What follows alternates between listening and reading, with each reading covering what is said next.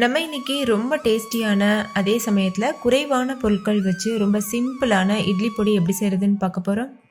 Hi friends, என் பேர் Abhi. Welcome to Indian recipes Tamil. வீடியோக்குள்ளே போகிறதுக்கு முன்னாடி நம்ம சேனல் இந்தியன் ரெசிபீஸ் தமிழை சப்ஸ்கிரைப் பண்ணிக்கோங்க. பக்கத்தில் இருக்க பெல் சிம்பிளையும் கிளிக் பண்ணிக்கோங்க.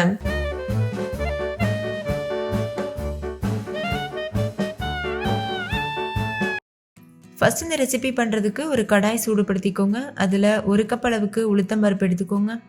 நீங்கள் முழு உளுந்து, உடைச்ச உளுந்து எது வேணால் யூஸ் பண்ணலாம். அதே மாதிரி கருப்பு உளுந்து கூட யூஸ் பண்ணிக்கலாம். சேர்த்துட்டு லோ ஃப்ளேமில் வச்சுட்டு இது லேசாக பொன்னிறமாக சேஞ்ச் ஆகிற வரைக்கும் வறுத்துக்கோங்க. கைவிடாமல் கலந்துகிட்டே இருக்கணும். அப்போ தான் எல்லா உளுத்தம்பருப்பும் ஒரே ஈவனாக வெந்து வரும். இல்லைனா ஒன்று கருகுன மாதிரி இருக்கும், ஒன்று வேகாத மாதிரி இருக்கும். அதை வறுக்கும் போதே உங்களுக்கு கலர் சேஞ்ச் ஆகிறது தெரியும். அதே மாதிரி நல்ல வாசனை வரும். அதுதான் கன்சிஸ்டன்சி. நல்லா வறுபட்டதுக்கப்புறமா வேறு ஒரு பிளேட்டில் மாற்றிட்டு இதை அப்படியே ஆற வச்சுருங்க. இப்போ பாருங்கள், கலர் சேஞ்ச் ஆனது கிளியராக தெரியுது. இப்போ இதை வேறு ஒரு பிளேட்டுக்கு மாற்றிடுங்க.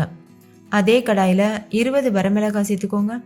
நான் காஷ்மீரி மிளகாய் எடுத்திருக்கேன். இது காரம் கம்மியாக இருக்கும், கலர் நல்லா கொடுக்கும். அதுக்காக நீங்கள் நார்மல் நீட்ட மிளகாய் கூட யூஸ் பண்ணிக்கலாம். சேர்த்துட்டு லோ ஃப்ளேம்லேயே வச்சுட்டு இது நல்லா கிறிஸ்பியாக வர வரைக்கும் வறுத்துக்கோங்க.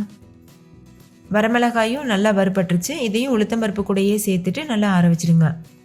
அடுத்து அதே கடாயில் அரை கப் அளவுக்கு துவரம்பருப்பு சேர்த்துட்டு இதையும் கலர் சேஞ்ச் ஆகிற வரைக்கும் வறுத்துக்கோங்க. ரொம்ப கருகுன மாதிரி ஆயிடக்கூடாது. லேசாக பொன்னிறமாக வர வரைக்கும் வறுத்தா போதும். லோ ஃப்ளேம்லேயே வச்சு கைவிடாமல் இது போல் கலந்துகிட்டே இருக்கணும். இப்போ பாருங்கள், இதுவும் நல்லா கலர் சேஞ்ச் ஆயிடுச்சு. இப்போ இதையும் அதே பிளேட்டுக்கு மாற்றி வச்சுருங்க. இப்போ அதே கடாயில் 1 டேபிள் ஸ்பூன் எள்ளு சேர்த்துக்கோங்க. எள்ளு நல்லா படபடன்னு பொரிஞ்சு வர வரைக்கும் வறுத்துக்கோங்க. நான் கருப்பு எள் யூஸ் பண்ணியிருக்கேன், நீங்கள் வெள்ளை எள் கூட யூஸ் பண்ணிக்கலாம். எள்ளு பொரிஞ்சு வர சமயத்தில் 1 டீஸ்பூன் அளவுக்கு பெருங்காயத்தூள் சேர்த்து இதையும் நல்லா வதக்கிடுங்க. ஒரு நிமிஷத்துக்கு வறுத்தா போதும். இது வறுக்கும் போதே இது கூட கொஞ்சமாக கல்லுப்பு சேர்த்து நல்லா வறுத்துருங்க. கல்லுப்புக்கு பதிலாக நீங்கள் நைஸ் உப்பு கூட யூஸ் பண்ணிக்கலாம். உங்கள் சுவைக்கு தகுந்த மாதிரி உப்பு அதிகமாகவோ குறைவாகவோ சேர்த்துக்கலாம். இது ரொம்ப நேரம் வறுக்கணும்னு இல்லை. உப்பு சேர்த்து லேசாக கலரிட்டு மற்ற எல்லா பொருட்களும் சேர்த்து வச்சுருக்க அதே பிளேட்டுக்கு இதையும் மாற்றிடுங்க. மாற்றிட்டு இந்த மாதிரி நல்லா கலந்து விட்டு நல்லா ஆற வச்சுக்கோங்க. கொஞ்சம் கூட சூடு இருக்கக்கூடாது. இந்த எல்லா பொருட்களும் முழுமையாக ஆறி இருக்கணும். அதுக்கப்புறம் தான் நம்ம அரைக்கணும். நல்லா ஆறினதுக்கப்புறமா 1 கைப்பிடி அளவு காய்ந்த கருவேப்பிலை இலைகள் சேர்த்துக்கோங்க. கருவேப்பிலை இலையை இந்த மாதிரி நுணுக்கிட்டு சேர்த்துக்கோங்க. காய்ந்த கருவேப்பிலை இலை உங்ககிட்ட இல்லை அப்படின்னா நீங்கள் ஃப்ரெஷ்ஷான இலையை ட்ரை ரோஸ்ட் பண்ணி நல்ல மொறுமொருவாக வர வரைக்கும் வறுத்துட்டு அதுக்கப்புறமா யூஸ் பண்ணிக்கலாம். இப்போ இது எல்லா பொருட்களையும் மிக்ஸி ஜாரில் போட்டுட்டு எந்தளவு முடியுமோ அந்தளவுக்கு ஃபைன் பவுடராக அரைச்சி எடுத்துக்கோங்க. ரொம்பவும் ஃபைன் பவுடராக அரைக்கக்கூடாது. ஓரளவுக்கு குறைப்பான கன்சிஸ்டன்சியும் இருக்கணும். அரைச்சதுக்கப்புறமா இந்த மாதிரி ஒரு அகலமான பாத்திரத்துக்கு மாற்றிட்டு இந்த மாதிரி விரித்து விட்டு இதை முழுமையாக ஆற வச்சுக்கோங்க. ஏன்னா மிக்ஸி ஜாருடைய சூட்டுக்கு இது கொஞ்சம் சூடாக இருக்கும். நல்லா ஆறினதுக்கு அப்புறமா தான் நம்ம கண்டெய்னரில் போட்டு ஸ்டோர் பண்ணி வைக்கணும். அப்போ தான் கெட்டு போகாமல் இருக்கும். ஓகே, இப்போ இது நல்லா ஆறட்டும். இப்போ இதை இட்லி கூட வச்சு சர்வ் பண்ணலாம்.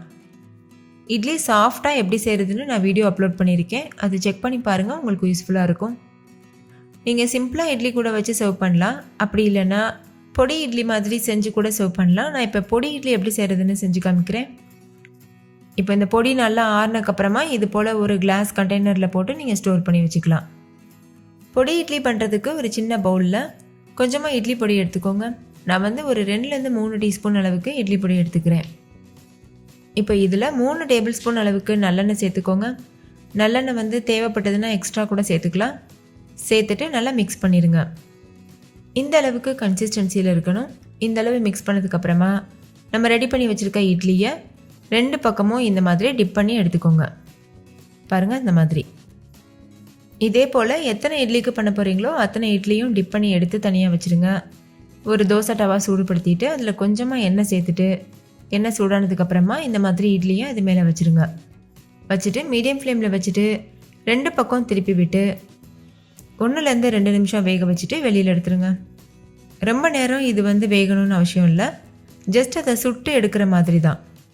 அந்த இட்லி சூடாகணும். அது வரைக்கும் நம்ம வச்சுருந்தாவே போதும். நீங்கள் இதை ஆறின இட்லிலலாம் ட்ரை பண்ணிங்கன்னா இன்னுமே ரொம்ப நல்லாயிருக்கும். இட்லி நல்லா சாஃப்ட் ஆயிரும். அதனால் அந்த மாதிரி சமயத்தில் கூட நீங்கள் இந்த மெத்தட் யூஸ் பண்ணலாம். இப்போ பாருங்கள் 2 பக்கமும் நல்லா சுட்டாச்சு. அதோட கலர் லேசாக சேஞ்ச் ஆகிருக்கு பாருங்கள், அது உங்களுக்கு தெரியும். இது வந்து கரெக்டான பக்குவம். இந்த ஸ்டேஜில் இந்த இட்லிகளை வெளியில் எடுத்துகிட்டு நம்ம சர்வ் பண்ணிடலாம். இப்போது பொடி இட்லியும் தயாராக இருக்குது, இட்லி பொடியும் தயாராக இருக்குது. நீங்கள் இட்லி பொடி அப்படியே சர்வ் பண்ண போகிறீங்கன்னா கொஞ்சமாக இட்லி பொடி போட்டுட்டு நடுவில் சின்னதாக ஒரு குழி பறிச்சுட்டு அதில் கொஞ்சமாக நல்லெண்ணெய் சேர்த்து சர்வ் பண்ணுங்கள். இந்த இட்லி பொடி கண்டிப்பாக ட்ரை பண்ணி பாருங்கள். வீட்டில் இருக்க எல்லாரும் என்ஜாய் பண்ணி கேட்டு வாங்கி சாப்பிடுவாங்க. இது அவ்வளோ டேஸ்ட்டாக இருக்கும். ஓகே ஃப்ரெண்ட்ஸ், இந்த வீடியோ உங்கள் எல்லாருக்கும் ரொம்ப பிடிச்சிருக்குன்னு நம்புகிறேன். பிடிச்சிருந்தா லைக் பண்ணுங்கள், உங்கள் ஃப்ரெண்ட்ஸ் கூட ஷேர் பண்ணுங்கள். நீங்களும் செஞ்சு பார்த்துட்டு டேஸ்ட் எப்படி இருந்ததுன்னு கமெண்ட்டில் சொல்லுங்கள். Thank you, bye bye.